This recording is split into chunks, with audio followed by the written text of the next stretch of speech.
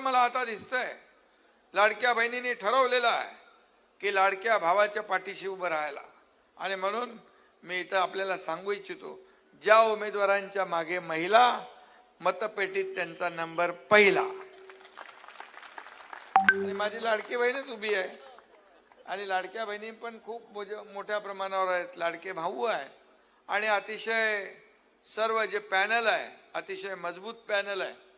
वकील याच्यामध्ये आहेत, सुशिक्षित लोक आहेत, आणि सगळं जे काही विजन असणारे लोक, या विकासाचं विजन असणारे लोक या निवडणुकीमध्ये उभे आहेत. आणि म्हणून मी आपल्याला एवढीच विनंती करेन, खरं म्हणजे कोकण आणि शिवसेना हे जे काही नातं आहे, बाळासाहेबांचं आणि शिवसेनेचं नातं, हे नातं कोणी तोडू शकत नाही. शिवसेना आणि कोकण कधीच कोणी वेगळं करू शकत नाही. आणि म्हणून कोकणाने नेहमी शिवसेनेला भरभरून दिले. या विधानसभेच्या निवडणुकीत पण कोकणातून 9 पैकी 8 शिवसेनेचे आमदार निवडून आपण दिले. हा इतिहास घडवला आपण. एक माणूस फक्त 1200 मताने पडलाय, नाही तर 100% शिवसेनेला विजयी करण्याचं काम आपण केलंय. त्याबद्दल देखील मी मनापासून धन्यवाद देतो. खऱ्या अर्थाने या ठिकाणी अख्खी सावंतवाडी, केसरकर आपल्या दीपकजींनी सांगितलं की त्यांनी काय काय केलं. दीपक केसरकर नगरपालिकेच्या नगराध्यक्षांचे अध्यक्ष होते, नगराध्यक्षांचे अध्यक्ष. आणि म्हणून मला उदय सामंत मगाशी सांगत होते की म्हणून त्यांना नगरपालिकेचा जो अनुभव आहे या ठिकाणी त्यांनी कथन केलेलं आहे.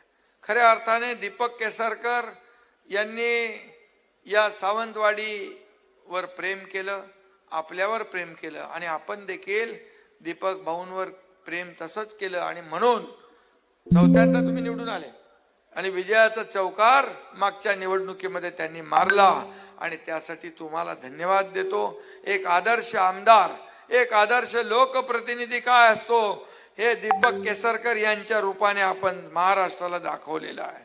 आणि म्हणून मी त्यांना मनापासून धन्यवाद देतो, आणि मनापासून त्यांनाही शुभेच्छा देतो. आज ही निवडणूक जी आहे नगर परिषदेची, ही निवडणूक छोटी असली तरी सुद्धा ही निवडणूक तुमच्या सावंतवाडीच्या भवितव्याचा फैसला करणारी आहे, सावंतवाडीचं भवितव्य घडवणारी आहे, सावंतवाडीचा विकास घडवणारी आहे, तुमच्या मुलाबाळांचं भवितव्य घडवणारी आहे. आणि म्हणून ही निवडणूक आपल्याला महत्वाची आहे. आणि म्हणून 2 तारखेला जे दीपक केसरकरजींनी आपल्याला जी विनंती केलेली आहे त्यांनी सगळं सांगितलंय की उमेदवार कोण कसा आहे, कुठल्या पक्षाचा उमेदवार काय, शिवसेनेचा उमेदवार काय, शिवसेना काय करते, हे सगळं सविस्तर त्यांनी सांगितलं. आणि म्हणून कोकण हा शिवसेनेचा अभेद्य गड आहे. जय महाराष्ट्र ही घोषणा या कोकणातून जन्माला आली, आणि त्याचा देखील आम्हाला सार्थ अभिमान आहे. कोकणातल्या जनतेने नेहमीच भरभरून प्रेम शिवसेनेला दिलेलं आहे, आणि कोकणी माणसाने शिवसेनेला कधी अंतर दिलं नाही, आणि शिवसेनेने देखील कोकणी माणसाला कधी अंतर दिलं नाही. आणि म्हणून इथल्या लोकांनी, इथल्या जनतेने नेहमी भरभरून शिवसेनेला दिलंय. याचा जेवढे आभार मानायचे तेवढे कमी होतील. आणि म्हणून शिवसेना पूर्ण ताकदीने या निवडणुकीमध्ये उतरली. मगाशी मी येताना केसरकरांचं भाषण ऐकत होतो की विचारांची लढाई असेल, विचारांची लढाई लढणारे आणि विचारांनी बाळासाहेबांचे विचार पुढे नेणारे आमची शिवसेना आहे. बाळासाहेबांचे विचार जेव्हा पायदळी तुडवू लागले त्यावेळेस या एकनाथ शिंदेने उठाव केला, आणि या महाराष्ट्रातल्या तमाम जनतेने तो स्वीकारला, आणि 80 जागा विधानसभेत आपण लढवल्या.